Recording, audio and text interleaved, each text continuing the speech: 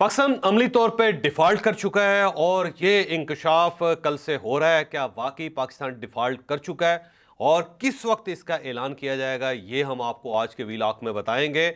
और इमरान खान साहब का ये कहना है कि आर्मी चीफ जो हैं वो फ़ौज को तबाह कर रहे हैं। क्या वाकई आर्मी चीफ तबाह कर रहे हैं, ये भी हम आपको आज के व्लॉग में बताएंगे।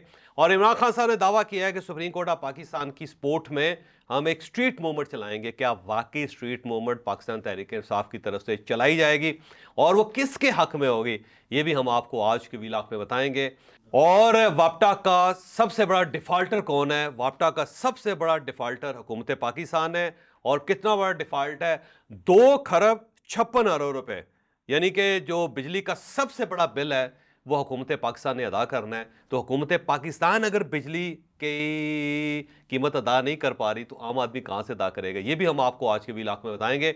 लेकिन व्लॉग की तरफ जाने से पहले मेरी आपसे रिक्वेस्ट है कि चैनल को सब्सक्राइब जरूर कीजिएगा और ये जो बेल आइकन है इसको जरूर प्रेस करें ताकि नोटिफिकेशन आपको मिलता रहे। और यही वो सपोर्ट है, यही वो फेवर है जो आप हमारी कर सकते हैं। हमने अगले 1 महीने के अंदर 35,000 नए सब्सक्राइबर्स हासिल करने हैं ताकि हम 4.5 लाख का जो हदफ है उसको पूरा कर सके। और इसी तरह आज का जो व्लॉग है उसके आखिर में एक सवाल होगा और एक मसला भी बयान किया जाएगा। अस्सलाम वालेकुम नाजरीन, मैं हूं फ़र्रुख अब्बास न्यूट्रल बाय जावेद चौधरी में। नाजरीन, सबसे पहली हमारी स्टोरी, मतलब आज मुझे बताते हुए खुशी नहीं हो रही, बहुत एक मुश्किल एक स्टोरी है जी कि पाकिस्तान डिफ़ॉल्ट के दहाने पे खड़ा हुआ है, या कुछ लोग ये कह रहे हैं कि प्रैक्टिकली डिफ़ॉल्ट कर चुका है। पहले कैसर बंगाली साहब ने ये बात की कि हम कर्जा लेते हैं कर्जा चुकाने के लिए। उसके बाद फिर शहबाज राना साहब की एक स्टोरी आई एक्सप्रेस ट्रिब्यून में, उन्होंने इस बात को वैलिडेट किया कि हाँ वाकई पाकिस्तान के पास अब पैसे नहीं है।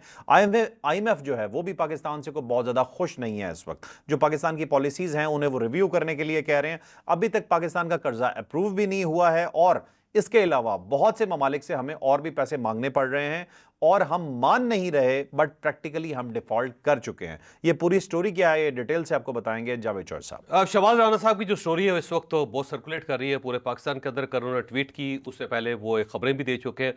अब उनका कहना यह है कि $16 बिलियन हमने इमीडिएटली अदा करने थे। और ये $16 बिलियन किन के थे? ये हमारे दोस्त मुल्कों के हैं। 3 दोस्त मुल्कों ने $16 बिलियन हमें दिए हुए हैं ताकि हमारा कैश फ्लो जो है वो इंटैक्ट रहे।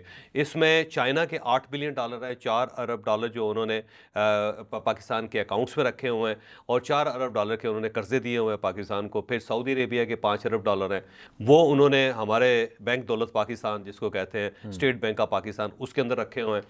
और $3 अरब यूएई की गवर्नमेंट ने हमारे पास रखे हुए हैं ताकि हमारा कैश फ्लो चलता रहे। अब ये $16 अरब बनते हैं और ये हमने अदा करने थे। कुछ जून में अदा करने थे, कुछ जुलाई में अदा करने थे, लेकिन हम ना जून में अदा कर सके ना हम जुलाई में अदा कर सके। और रोल ओवर के लिए हम बार बार उनको कह रहे हैं कि रोल ओवर कर दें इसको, लेकिन तीनों मुल्क नहीं राज़ी हो रहे। सिर्फ यूएई ने $1 बिलियन रोल ओवर किया है, लेकिन सऊदी अरेबिया की तरफ से खामोशी है, चाइना की तरफ से खामोशी है। हमारे वज़ीर ख़जाना चाइना गए थे और जाके उन्होंने चाइनीज़ गवर्नमेंट से दरख्वास्त की थी कि हमें 3 साल और दे दें क्योंकि सरदस्त हम पैसे अदा नहीं कर पाते। तो चाइनीज़ गवर्नमेंट ने ये सुनने के बाद सिर्फ एक सवाल किया था कि आप हमारे साथ प्लान शेयर करें कि 3 साल बाद क्या होगा। अगर 3 साल बाद भी आप इस काबिल नहीं होते कि आप ये कर्जे अदा कर सकें तो फिर कैसे अदायगियाँ होंगी। तो उन्होंने ये कहा कि उनको वापस भेज दिया कि पहले प्लान हमारे साथ बना के शेयर करें। अब सवाल ये है कि ये जो रोल ओवर है ये कैसे होगा। इसका तरीकाकार यही है कि वज़ीर साहब एक ख़त लिखेंगे, तीनों मुल्कों को लिखेंगे नहायत आजिज़ी इंकसारी के साथ कि जनाब आप हमारे दोस्त हैं, हमारी जो दोस्ती है वो हिमालय से बुलंद है, शहद से मीठी है, समुद्रों से गहरी है। और इस बुनियाद पे आप मेहरबानी करके, आपने पहले भी मेहरबानी की तो अब थोड़ा सा हमें इतना स्पेस दे दें कि हम अपनी सांस बहाल कर सकें और अपनी नाक पानी से बाहर निकाल सकें। सऊदी अरेबिया को भी बताएंगे कि आप बरदर इस्लामी मुल्क हैं और आपके साथ हमारी अकीदत का रिश्ता है। पाकिस्तान और सऊदी अरेबिया दो भाई हैं और एक दूसरे के लिए जान देने के लिए तैयार हैं। आपने बड़ी मेहरबानी की, बड़ी मदद की हमारी, लेकिन अब हमें थोड़ी सी मज़ीद आपकी मदद चाहिए। यूएई से भी यही कहा जाएगा कि जनाब आप हमारी बड़ी मदद कर रहे हैं, बड़े भाई हैं, हम भाई भाई हैं, तो आप हमारी मदद करें। अब वो अगर मान जाते हैं तो फिर डेफिनेटली थोड़ा सा रोल ओवर मिल जाएगा। लेकिन रोल ओवर मिलने के बाद भी क्या हमारी इकॉनमी संभल सकेंगी? नहीं संभल सकेगी क्योंकि हमारे अकाउंट्स में पैसे नहीं है। अब अगर दो चीज़ें हैं ना, एक तो आपने कर्जा अदा करना है और ज़ाहिर है जिन्होंने कर्जा लेना है वो आपके ऊपर चढ़े हुए हैं, और दूसरा ये है कि आपके पास पैसे होने चाहिए कि जिससे आप अपना सिस्टम चला सकें। एक तो हमारे ऊपर कर्जदार जो हैं वो चढ़े हुए हैं और हमने उनका कर्जा अदा करना है। दूसरा ये है कि हमारे पास सिस्टम को चलाने के लिए पैसे नहीं हैं। और तीसरी और खौफनाक चीज़ ये है कि हमारे पास कोई प्लान भी नहीं है जिससे हम अपनी इकॉनमी को अपने पाँव पे खड़ा कर सकें, और उसी वजह से ये सारा क्राइसिस पैदा हो रहा है, और बार बार ये क्राइसिस पैदा होता है और ये बढ़ता चला जा रहा है। अब IMF जो है वो इस मौके का फ़ायदा उठा रहा है, और अभी 13 सितंबर को उनका एक इजलास है जिसका एजेंडा जारी कर दिया गया, उसमें पाकिस्तान शामिल नहीं है। और उसके बाद शायद 28 या 29 सितंबर को अगला उनका बोर्ड का इजलास होगा, और उसमें भी अगर पाकिस्तान एजेंडे पे नहीं आता तो फिर पाकिस्तान वाकई खतरे में चला जाएगा। फिर हम डिफ़ॉल्ट के करीब पहुंच जाएगा, बल्कि फिर अनाउंस करना पड़ जाएगा हमें, क्योंकि IMF जो है वो इसी चीज़ का इंतज़ार कर रहा है कि हम किसी न किसी साइड से रोल ओवर करवाएं, कोई पैसे पकड़ें, और उसके बाद फिर वो हमें कर्जा दें। तो $2 बिलियन जो है हमें उनकी तरफ से मिलेगा, जिसके बाद हमारी कुछ स्पेस पैदा होगी, हमारा फिजिकल स्पेस जिसको कहते हैं वो पैदा होगी। लेकिन उससे पहले ज़रूरी है कि हमको अपना प्लान बनाएं। बदकिस्मती ये है कि अभी तक वज़ीर-ए-आज़म साहब को प्लान नहीं बना सके। इकनॉमिकली वज़ीर-ए-आज़म साहब मुकम्मल तौर पे फ़ेल हो चुके हैं। वो कभी आर्म ट्विस्टिंग शुरू कर देते हैं FBR की, कभी वो SIFC जो है वहाँ पे बैठ के कह देते हैं कि जी ब्रादर मुल्क जो है वो हमें करीब पैसे भेज देंगे।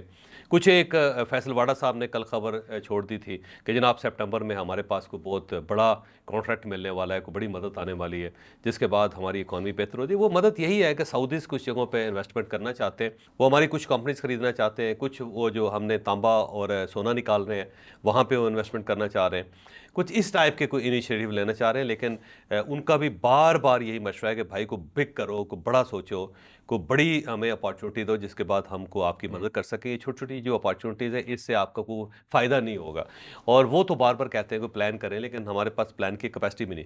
प्लान की सूरत हाल ये है कि हमने इकानमी के अंदर जो प्रॉब्लम्स हैं उसके लिए हमने एक बरतानवी एक्सपर्ट लेके आए, जिसने बगैर किसी का इंटरव्यू किए हुए, बगैर कुछ देखे हुए उसने फौरी तौर पर एक रिपोर्ट बना दी है, और हम उस पर बड़े खुश हैं कि गौरा जो उसने रिपोर्ट बना दी। भाई उसने किसी से पूछा ही नहीं पाकिस्तान में आके कि आपके इश्यूज़ क्या हैं। दुकानदारों से तो पूछे, वो जो प्रोटेस्ट कर रहे हैं, आखिर उनकी बात भी तो किसी ने सुननी है, या जो बिजनेसमैन जो अपने कैपिटल के साथ यहाँ से फ्लाई कर रहे हैं, आखिर आपने उनकी भी सुननी है। ये जो तजारती या सनती हमारे यूनिट्स हैं जो बंद पड़े हुए हैं, उनकी वजूहात भी आपने तलाश करनी है। तो या फिर ये स्किल्ड लेबर है पाकिस्तान के अंदर, उसकी बड़ी कमी है, तो आपने लोगों से ये भी पूछना है कि आप लोग स्किल्ड क्यों नहीं है। तो उसके बगैर जो आप पॉलिसी बना रहे हैं उसका तो कोई फ़ायदा नहीं होगा। फिर मैकेंजी जो है वो FBR की को रीवैम्प कर रहा है, और वहाँ पे हम बड़े फंसे हुए हैं। जो पिछले FBR के चेयरमैन थे उन्होंने कहा जी हमारे पास की बात नहीं है, ये इनसे कहें मैकेंजी से कि अपनी बोरी बिस्तरा उठाएं यहाँ से जाएं। तो वो बोरी बिस्तरा तो गोल नहीं हो सका, उनका बोरी बिस्तरा गोल हो गया। अब नए चेयरमैन साहब बैठे हुए हैं, वो कोशिश कर रहे हैं कि मैकेंजी जो अपने वक्त पे अपना फार्मूला बना सके, लेकिन मुझे नहीं लगता कि वो वक्त पे ये काम भी हो सकेगा।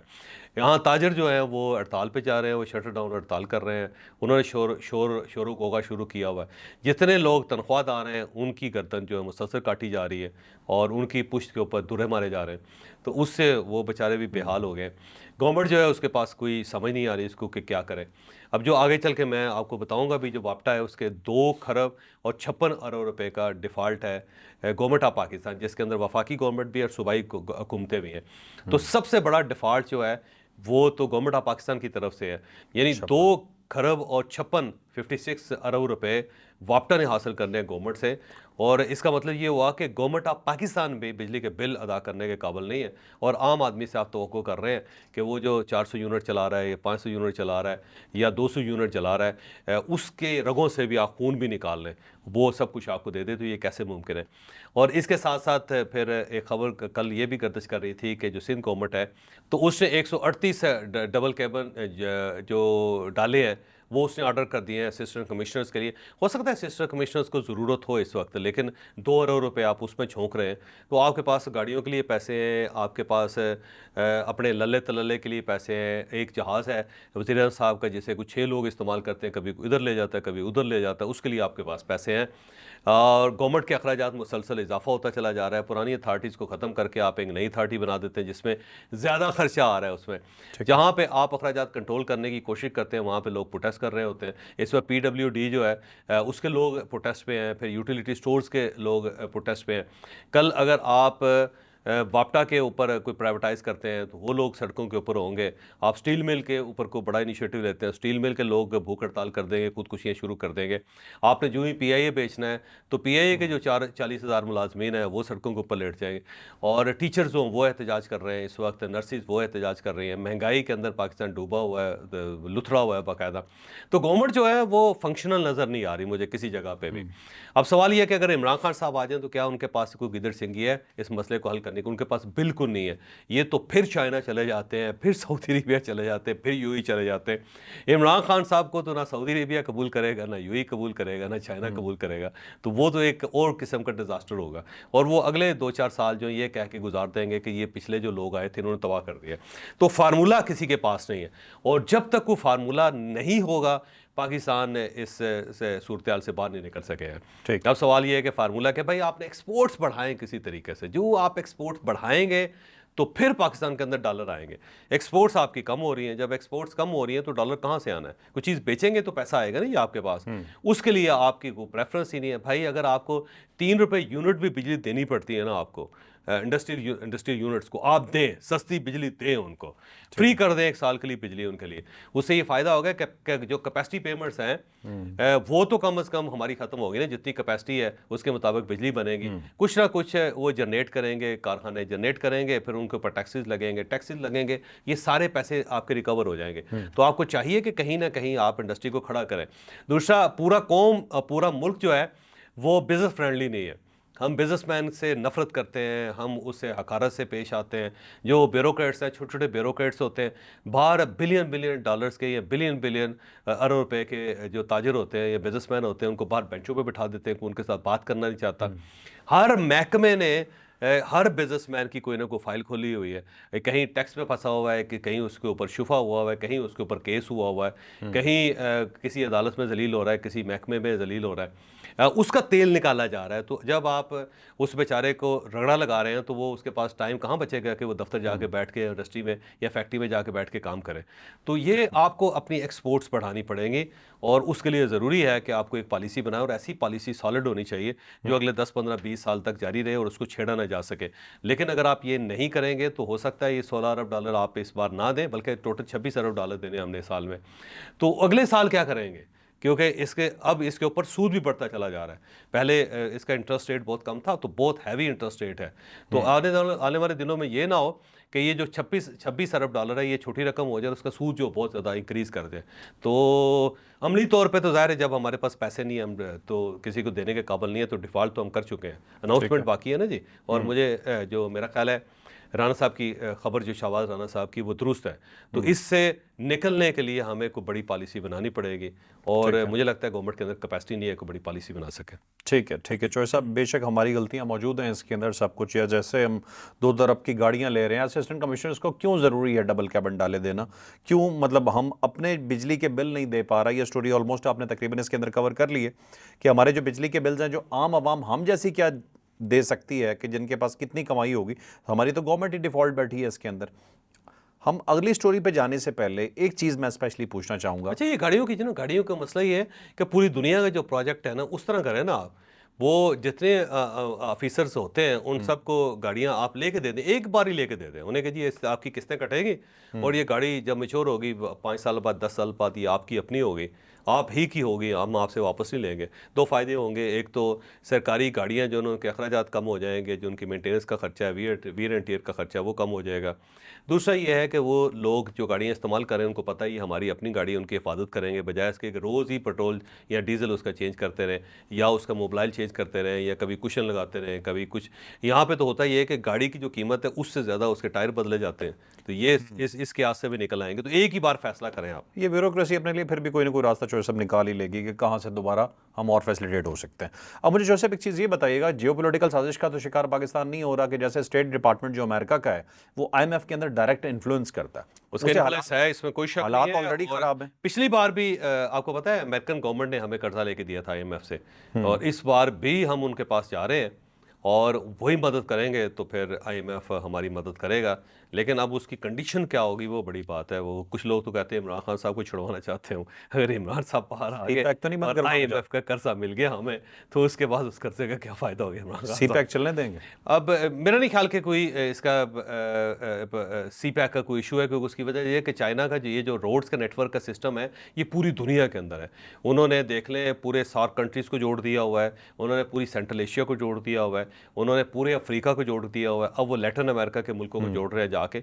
तो अगर अमेरिका को एतराज़ होता तो लैटिन अमेरिका के मुल्कों को कह देता, वो फिर ये सार्क कंट्रीज़ को कह देता जो इसके इत्तेहादी हैं, वो सेंट्रल एशिया को रोक देता। ना वो सेंट्रल एशिया को रोक रहे हैं, ना वो लैटिन अमेरिका के मुल्कों को रोक रहे हैं, ना वो अफ्रीका को रोक रहे हैं जहाँ पे उनका इन्फ्लुएंस है। उन्हें सिर्फ इस छोटी सी रोड के साथ क्या कंसर्न हो सकता है अमेरिका का। ठीक है। मुझे लगता है ये हम ओवर प्ले कर रहे हैं। मेरा नहीं ख्याल कि कोई ऐसा इशू है। देखिए वो सड़क जो है अफगानिस्तान के अंदर भी बन रही है, ईरान के अंदर भी बन रही है। हम अगर सड़क मुकम्मल नहीं करेंगे तो चाइना जो है वो अपना रूट जो ऊपर से लेके चला जाएगा, वो वहाँ से ताजिकिस्तान में दाखिल होगा, वहाँ से उज़्बेकिस्तान आएगा या अफगानिस्तान को टच करेगा, वहाँ से ईरान में जाएगा, आगे बंदर अब्बास है, तो ठीक वहाँ है। से वो आगे उसको कर लेगा। तो उसके लिए ग्वादर को इतना इंपॉर्टेंट नहीं है, बस वो चंद 100 किलोमीटर का फ़र्क ही पड़ेगा ना। तो इतने बड़े इनिशिएटिव के अंदर ये कोई बहुत बड़ा फ़र्क नहीं होता। ये मेरा ख्याल है हम ओवर प्ले कर रहे हैं बिला वजह। ठीक है, ठीक है। अब चलते हैं नाज़रीन अपनी अगली स्टोरी की तरफ खान साहब के हवाले से। खान साहब ने कहा है जी कि एक ही महकमा बचा है, एक ही इदारा बचा है और वो है जुडिशरी। अगर इसे ख़राब करने की कोशिश की गई तो हम स्ट्रीट मूवमेंट करेंगे।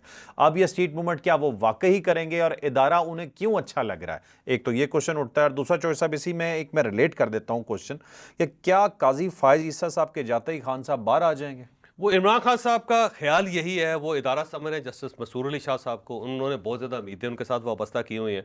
उनका ख्याल ये है कि काजी फायज ईसा साहब के होते हुए सुप्रीम कोर्ट ऑफ पाकिस्तान की वो इज़्ज़त व तकरीम नहीं है, और काजी फायज ईसा साहब जो है जब तक वो रहेंगे सुप्रीम कोर्ट ऑफ पाकिस्तान आज़ाद नहीं है। वो काजी फायज ईसा साहब वाली सुप्रीम कोर्ट ऑफ पाकिस्तान को नहीं मान रहे इमरान खान साहब। वो जो उसके बाद जस्टिस मसूर अली शाह साहब की सुप्रीम कोर्ट ऑफ पाकिस्तान होगी उसको मानेंगे।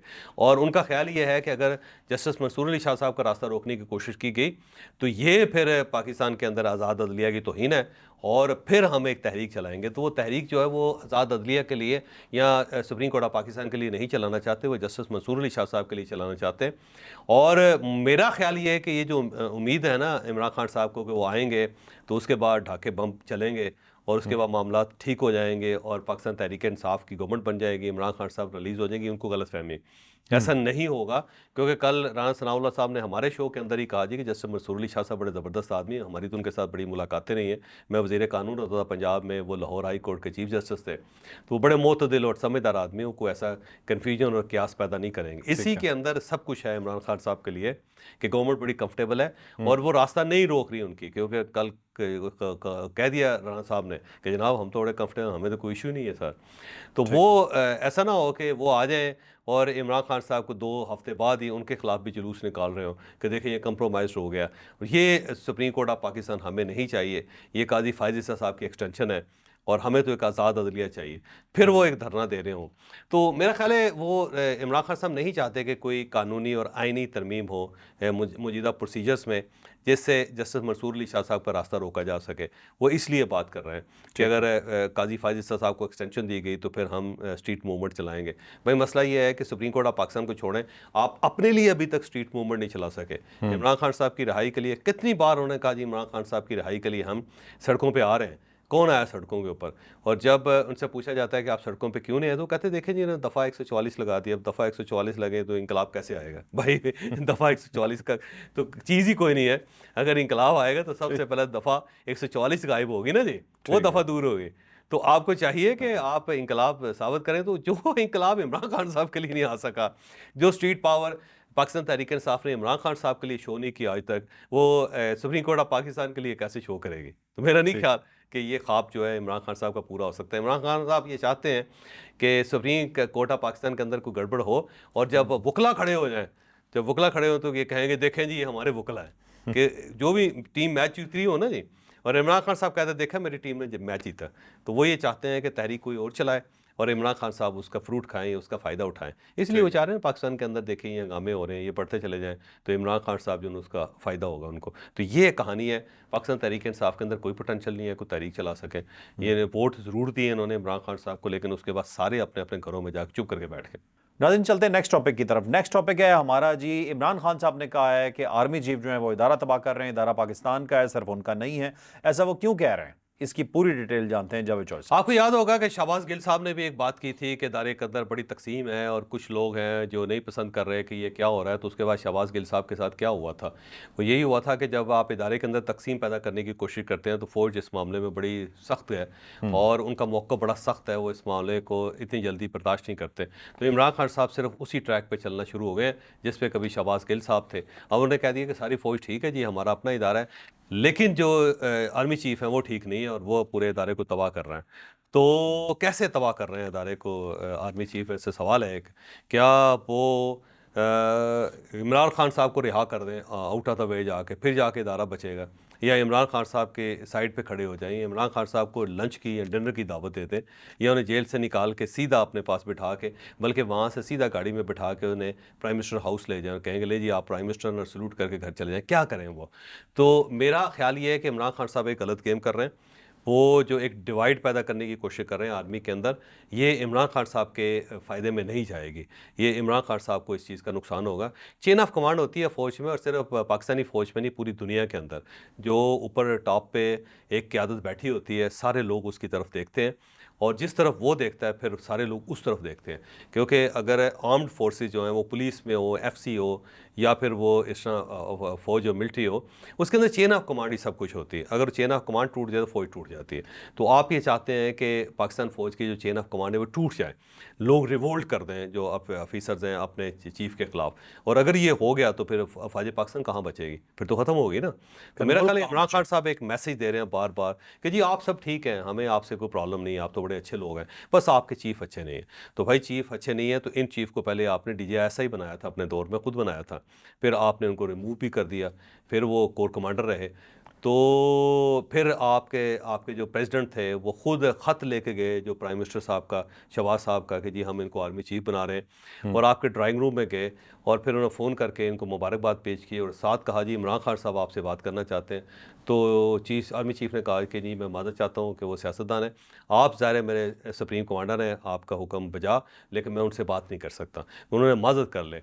तो भाई ये वही साहब है और तो कोई और साहब नहीं है जिनके लिए आपने तहनीती पैगाम भी दिए थे, फिर आपने कुछ अर्सा खामोशी इख्तियार की, फिर आप उनसे बात करना चाहते हैं। पिछले हफ्ते तक तो आप उनसे बात करना चाहते थे, तो अचानक ये कैसे हो, समझ नहीं आ रही इमरान खान साहब की जो ज़हनी सूरत हाल है। कभी वो ठुड्डा मार देते हैं, कभी वो उठ के नीचे बैठ के चूमना शुरू कर देते हैं, कोई अजीब सी बात है।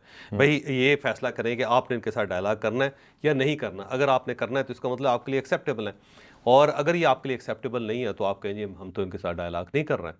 कोई किसी एक जगह पे खड़े हो ना जी।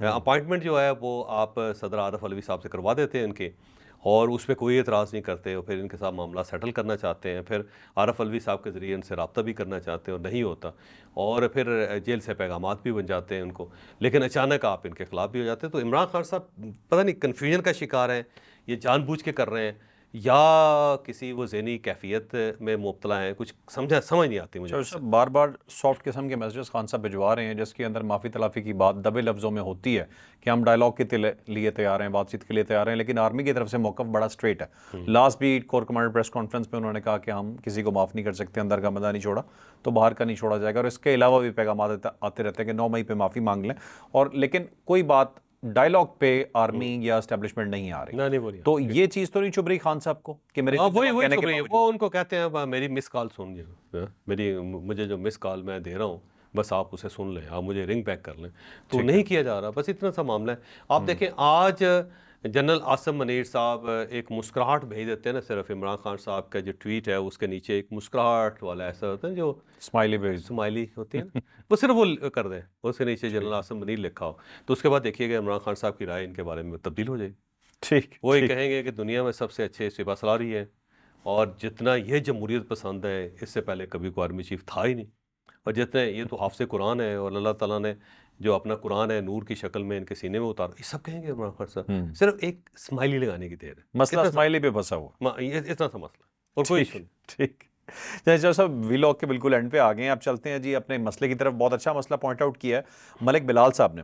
उन्होंने कहा जी कि सरकारी स्कूल के जो टीचर्स हैं उनके बच्चे पढ़ते हैं प्राइवेट स्कूलों में, जो वुज़रा हैं वो इलाज करवाने जाते हैं मुल्क से बाहर। अगर सरकारी स्कूल के टीचर्स पे पाबंदी हो कि उनके बच्चे वहीं पढ़ेंगे जहां वो पढ़ा रहे हैं, और वुज़रा को पता हो हमारा इलाज यहीं होगा जो अस्पताल वो बनवा रहे हैं, तो बहुत सारी चीज़ों में फ़र्क आ जाएगा। इस पे बात करेंगे। ये बाकी पूरी दुनिया के अंदर ऐसा ही होता है, अमेरिका के अंदर होता है, यूरोप के अंदर होता है, ये जो मुल्क ग्रो कर रहे हैं पूरी दुनिया, इंडिया के अंदर यही होता है। और जो टीचर्स हैं उनके बच्चों को आप छोड़ दें, जो गवर्नमेंट पाकिस्तान के जो ऑफिसर्स हैं उनके जो बच्चे हैं, जब वो सरकारी स्कूलों में जाएंगे तो सरकारी स्कूल ठीक हो जाएंगे। जब असिस्टेंट कमिश्नर है या डीसी है या एएसपी है या एसपी है या डीआईजी है, जब उनके बच्चे सरकारी स्कूलों में जाएंगे ना, फिर जाकर सरकारी स्कूल ठीक होंगे, फिर टीचर्स भी पूरे होंगे, फिर वहाँ पे सफाई सुथराई भी होगी, फिर पानी भी होगा, फिर वहाँ पे वॉशरूम भी अप टू डेट होंगे, हर चीज़ जो होगी ना वो टॉप पे होगी। उसकी वजह ये है कि जब लोग अपने जो जो जिन लोगों ने ठीक करना है सारे सिस्टम को, जब उनके बच्चे बाहर हैं उस सिस्टम से, तो वो क्यों ठीक करेंगे, यही इशू है।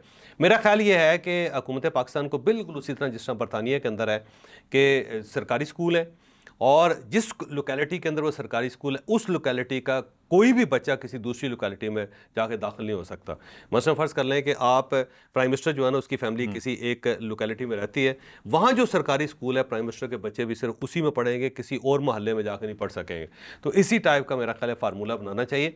चलें, आप अपने सरकारी स्कूलों को अपग्रेड नहीं कर पा रहे तो इन सरकारी स्कूलों को प्राइवेट अदारों के हवाले कर दें, और वहाँ पर उन्हें कहें कि ये फ़ीस है, बड़ी लिमिटेड फ़ीस रखें, और बाकी जो पैसे गवर्नमेंट ऑफ पाकिस्तान के पास तालीम का बजट है वो सारा उनको दे दिया करें, और उन्हें कहे जी आप इदारे चलाएं, हम नहीं चला सकते लेकिन ये पैरामीटर्स हैं, उससे भी ठीक हो जाएगा।